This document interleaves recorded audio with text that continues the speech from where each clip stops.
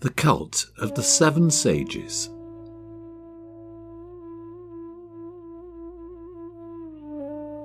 In each Manvantara there appears 7 sages who help guide humanity. Each reside at a different geographic region across the globe, but their exact location is a closely guarded secret. There is a disputed Hindu legend that exists which claims that if anyone can discover the real names of these rishis and where they presently reside, then the seeker will be immediately enlightened.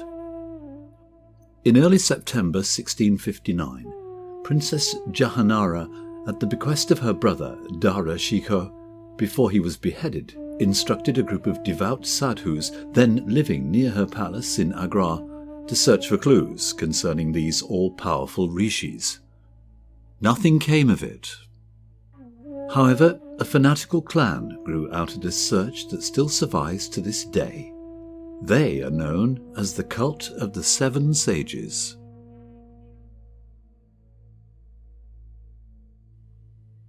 Its current leader and founder is Jasbir Kashani, a Hindu-Muslim mystic who, after 7 months of continuous meditation, has just emerged from his solitary cave in the Himalayan mountains. This is his story about the quest to find the name and location of the first of the Saptarishi. The strange vision forced Kashani to halt his long sadhana. It was of a young boy holding a cat surrounded by a Tibetan mandala with snow-covered mountains. Perhaps, he reflected to himself, it is the sign that I've been seeking for so many years. But why a boy with a cat? Why a Buddhist mandala? The juxtaposition of the two images so jolted Jasbir that he determined to find out the meaning of such a pregnant sign. Kashani reasoned that in order to unravel the mystery of his Buddhistic-inspired vision, it would be best to travel to the Nyingma Ayansiri that was situated deep in the valley of the Pila Moon. But on his trek, he was sidetracked in a small Tibetan village. There was a series of unusual shops that caught his eye. One was filled with Buddhist statues, flags, and other curios. Yet another contained small pictures, little icons of Buddha and other Tibetan figures. Jasbir then came upon a shopkeeper who was immersed in reading a small manuscript. He thought that maybe one of these books or folios could explain the significance of his strange vision. "Yes," the proprietor responded. "We have a few rare tomes that contain paintings of what you describe. I will open a few to see if I can retrieve it for you."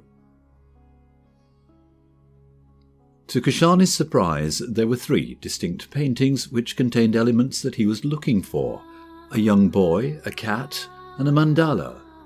What could it mean? He asked more to himself than to the bookseller. The second painting was surreal, as the cat had a sign on his forehead that seemed to indicate some sort of mystic symbol, but Kashani was not sure. But the third painting intrigued Kashani the most, since the Asian boy was opening up a manuscript with what appeared to be some sort of cipher or explanation pointing to the artist's intention. Jasbir asked more questions about the mysterious characters, but the Tibetan looked away and said, "I have limited expertise in this area. You should consult my son, Chodron, whose shop is just down the street." When he arrived, Chodron greeted him and pulled out a rare book that indicated Kashani's vision was some sort of prophecy, but of what, the text didn't say.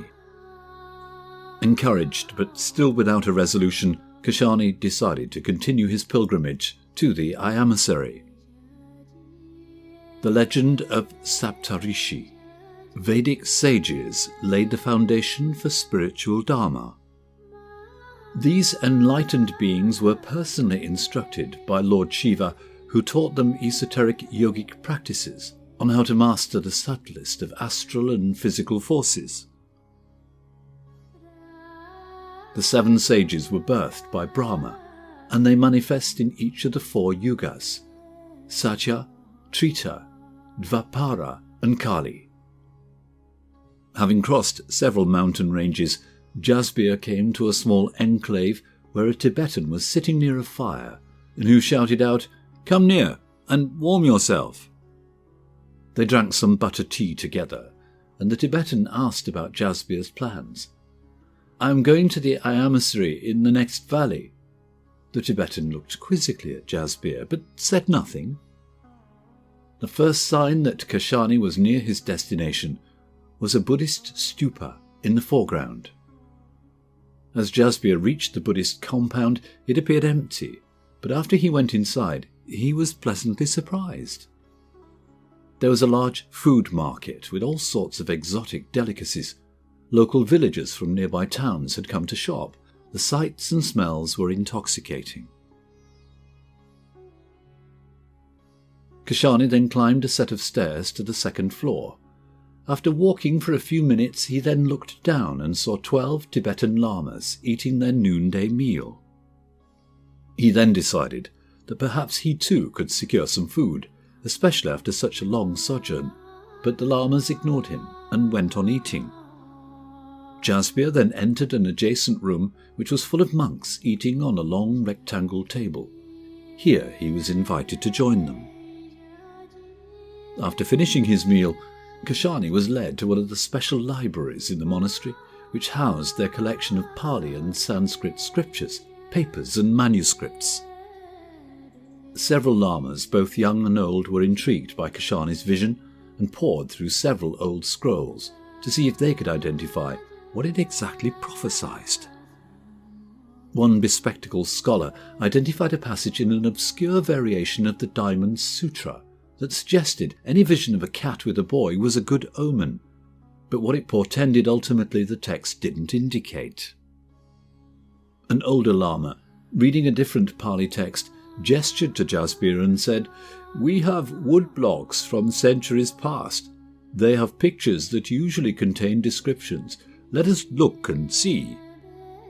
After much rummaging and with great excitement, the appropriate wood block was found, and it contained a striking rendition of a young boy, a cat-like figure encircled within a colourful mandala. The next woodblock of the cat and boy revealed its meaning. The future is certain, and the outcome not without obstacles. The Dharma must be fulfilled in the land of 5 rivers. Rakshasa, the obstacle.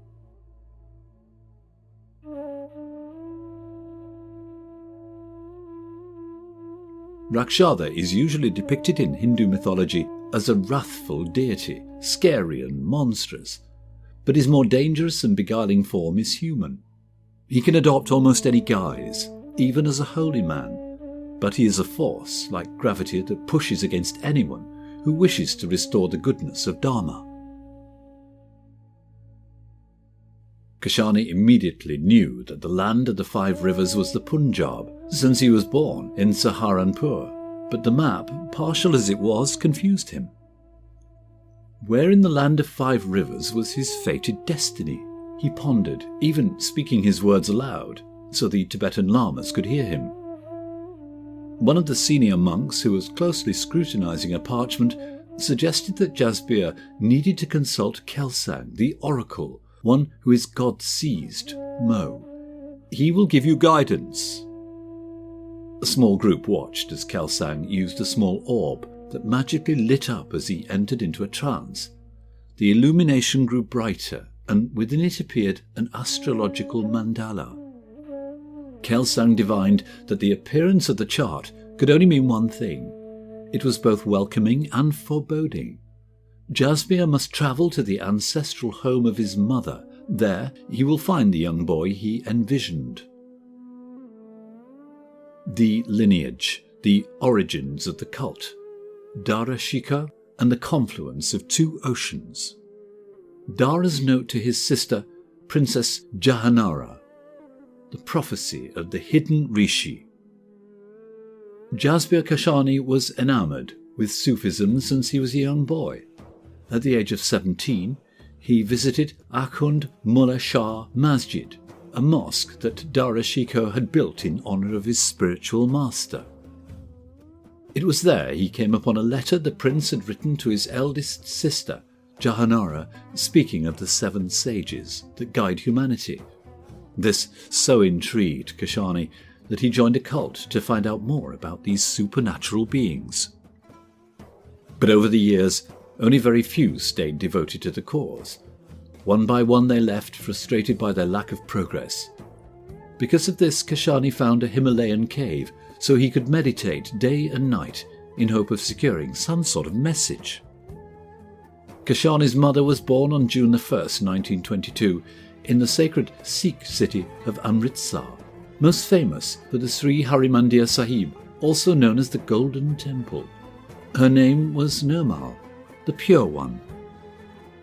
Nirmal would daily visit the Golden Temple at night and be enchanted by the pathis reciting from the Sri Guru Granth Sahib. Often she would go into a state of samadhi and lose all consciousness of her surroundings. Each Tuesday, Nirmal would work as a sevadar at the Langar free kitchen, making chapatis for the visitors to the Sri Harmandir Sahib. Nirmal introduced her beloved son Jasbir to her spiritual guide and mentor, Dipinder. He taught the young boy to read Guru Nanak's Sri Japji Sahib in its original script. Jasbir eventually memorized each word. It was from the Sikh scriptures that Kashani learned of the Baba Farid. This sparked his interest in Sufism. One night he saw Dipinder sitting quite still next to a small stream, with radiant lights all around. As Kashani continued staring at the old man, everything turned into a surreal picture. Kashani felt his body go numb, and he was overwhelmed by a surge of indescribable bliss. He was transfixed. Then, as if in a dream, the radiant light vanished. At sunrise, Kashani inquired of Dipinder about his spiritual practices. He explained that he had been taught the practice of Sultan-ul-Azkar from a Sufi pir in Lahore. Jasbir later learned how to practice Sultan-ul-Azkar from a beautifully bound book that his mother, Nirmal, gave him as a sacred heirloom shortly before she died at the young age of 48. It became his most treasured possession. Many memories flooded Jasbir as he took a crowded train from Dehradun to Amritsar. Now in his 60s, with no family of his own, what would he find in this most holy city in the Punjab? He pondered, where should I search for such a young boy? Then, as Kashani was lost in thought, a young boy came scurrying through the bunched-up passengers, calling out in Punjab for his missing cat. "Brigu! Brigu!" After a few chaotic moments, the boy found his cat, which was perched on a windowsill. Kashani was wonderstruck, almost overjoyed with emotion. Kashani reflected, it is not the boy or the cat that I was fated to meet, rather the name. The name. The Brigu Samhita, the world's oldest astrological record. The sage Brigu was one of the 7 Saptarishi during the Vedic period. He wrote an enormous astrological compendium which contained precise predictions about future events. Out of a sea of mercy and kindness, Brigu attempted to guide humanity to its better nature. The original Brigu Samhita library, which is said to contain the sacred prophecies of future times, no longer exists, but there are other Hindu temples that contain partial elements of the original writings from the very hand of Brigu. Jasbir Kashani was familiar with the mythos surrounding Brigu and his works of astrology and prophecy. He also knew there were many fraudulent libraries that claimed to have portions of the divine Sanskrit leaves. Could it be possible that Brigu foretold of his own reincarnation in this Kali Yuga? Is Brigu now in human form? Where does he reside? Is he the first of the 7 sages that I seek? Questions swirled without answers in Kashani's mind. But what Jasbir didn't know yet was that Rakshasa, the countercharge, had stolen the parchment that revealed the true identity of the first godlike sage. Anyone who wanted to ascertain such liberating knowledge must pass through him first. Rakshasa's temple was a programmed hallucination, only seen by those who could access the astral plane by lucid dreaming or deep meditation. Ganesha's milk, entering into the cerebral temple. As Jasbir was disembarking from the train at Amritsar, he was surprised to run into a dear childhood friend, Bhavanjot, who he knew from his schoolboy days. Kashani was overjoyed to see Bhavanjot. It had been years since they had met. "Where are you headed, my dear Jasbir?" "To the Sri Durga temple. There is an astrologer in residence that I need to consult." Jasbir and his friend were met by the astrologist Sajan, who welcomed the visitors as if he were expecting them. Jasbir inquired about finding the authentic Bhrigu Samhita leaves, but Sajan was emphatic. "Those libraries that claim to have them are fake. Be warned, the real Akashic records are only found on the astral plane. You must go within to find them." The Inner Quest, a voyage to the Akashic records. Bhavanjot seemed to realize the dilemma better than his friend. "Jasbir, let us go to a quiet field and meditate together. As that great scientist Einstein once opined, the Lord is subtle, but not malicious." And to Bhavanjot's rural farm they went. Together the two friends sat quietly, Jasbir happy to be with his friend, but unsure what his meditation would bring forth. "I have searched so long, and with such intensity," Kashani explained to Bhavanjot. The first vision that Kashani received was of a hallway filled with Hindu gods and goddesses. It looked too real to be merely a hallucination. Where does this lead? Then Jasbir beheld Lord Krishna with his flute. The darshan was mesmerizing, and he felt waves of bliss overtaking every pore of his body. But in a flash, Krishna disappeared, and Rakshasa manifested with a terrifying grin, holding an illuminated text. Rakshasa then changed form and appeared as a goddess, benevolent and welcoming, asking, "Who is it that you seek?" Kashani responded, "Has Bhrigu descended to the earth plane?" Just as he posed his question, the goddess became two, with a small face protruding from the top of her crown. But no response came to his query, and the goddess turned more human-like but with red piercing eyes. Jasbir became frightened and began repeating his sacred mantra that was given to him years prior by Dipinda. To Kashani's relief, a new vision emerged. Ganesha, the gift-giver, appeared and bellowed, "What you seek is already here. The sage will find you. Be ready."